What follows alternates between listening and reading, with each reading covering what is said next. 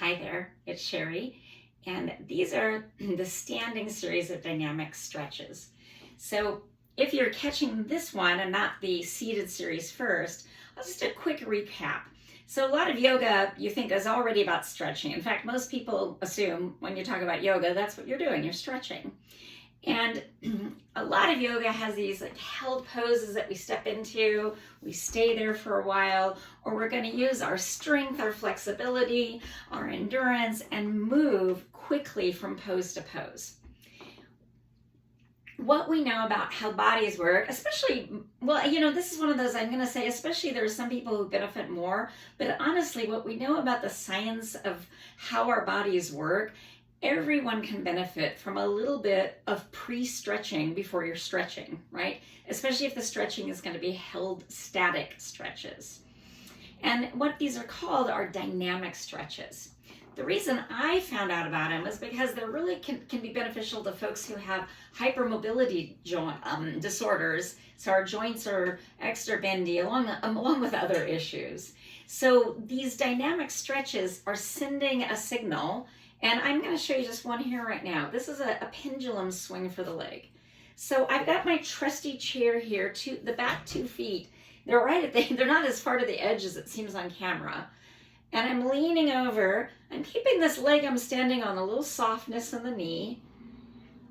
Right? And I'm just swinging the leg. Right? I'm going to turn around. You can see this from behind, right? I'm leaning into the one leg. There's that little bit of softness. I'm making sure the knee's not locked, not hyperextended, and I'm swinging the other leg, okay, moving it back and forth. So a simple leg pendulum. While I'm using the chair and the yoga mat here, if you are, especially if you're in your trainers, your sneakers, and you're in the kitchen, you could use your hand on the kitchen cabinet for this, and your nice sturdy shoe that's supporting you to keep you from slipping on the floor. I'm going to show you another leg one. So I'm leaning over here on the first leg, and I'm going to make some circles. And you can hear a little zip sound as they kind of glides above the yoga mat. I'm going to go the other way. I might even make them a little bigger.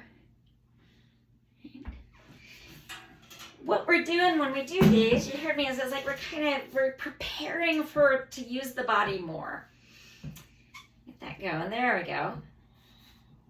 One of my physical therapists said there's a whole chemical reaction that happens both directions when we do these dynamic stretches. And we're teaching the body, right? Here's the range of motion. We're getting some blood headed to our muscles. And we're going to be ready, once we're done with these, to hold poses longer, to use our strength and endurance. If you've got a mat you're on, go ahead and step out to the edges of it. Again, a little softness in the knees. And we're going to do a little twist side to side. I can actually tell my chair, let's make sure it's well away so the arms aren't worried about bumping into anything. Now, what I love about these standing is that as you go to the right, if you let the left heel lift, you're going to get a little twist, a little lengthening into the hip here.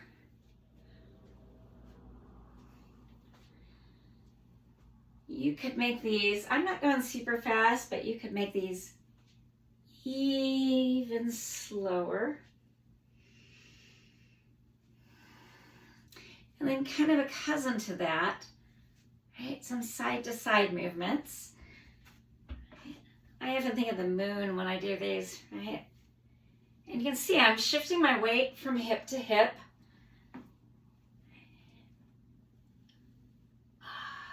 Give everything in the upper body, right? The arms a little shake, a little no for the head.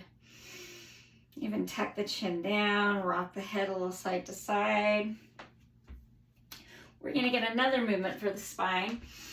All right, I'm going to inhale. I'm going to take the hands back now. As I do, I want to press those feet down, take the tailbone down, take the abdomen to the spine, lift the chest, lift the face.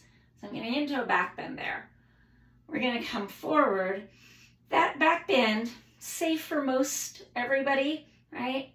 unless it's going to make you feel dizzy or trigger vertigo. This next one, here's the first version, right? Chin is down, shoulders are forward.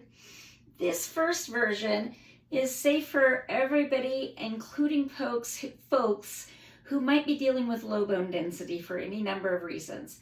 So if you have any kind of low bone density, right, we're going to just tuck the chin in, curve the shoulders forward, take the tailbone down. Most of the spine stays pretty long. If you know your bone density is fine, you can let a little curve happen there in the upper back. Right. So this would start to look like this: inhale, little back bend, the chest expands, and then exhale, little forward bend, tiny one, right? Bone density safe forward bend, deeper forward bend. Inhaling front, exhaling, expanding into the back body. Two versions there. One last one I want to show you.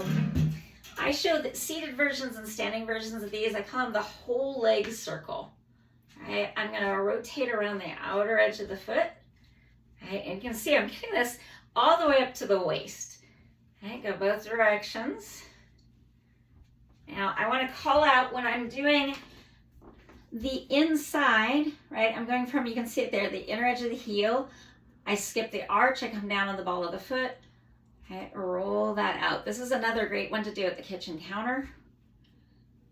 A few times in each direction. All the way up in the waist there.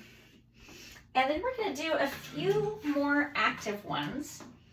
Right? These are sometimes called a one-legged squat, right? And this looks, for yoga terms, you're stepping into and out of warrior one, right? So with an inhale, I'm going to step in my right foot, do a little bend in that right foot, right? Breathe out. And then I'm going to breathe in, come back up. Right? I'm breathing in, breathe out. There's that little bend. Breathe in, come back up. You can keep a hand on the chair, right? And back up. So these first ones have had a straight back leg. I want to show you now the double knee bend, right? So what I'm going to do is put the chair there in front. This is honestly a time the chair would be great right there by your side. But what I'm going to use instead of the chair by the side is hand on the wall, right? And an extra stabilizer of the chair there. So I'm a little bit back because what I'm going to do is I'm going to step in, right? There's that warrior one shape. Now let the back knee bend as well. Drop down, come up, step out. Other leg in and step out. And you can see when I'm fully doing, right, that double knee bend, my hands are coming right onto the chair. Kitchen counter, also a good place to do these. So, dynamic stretches.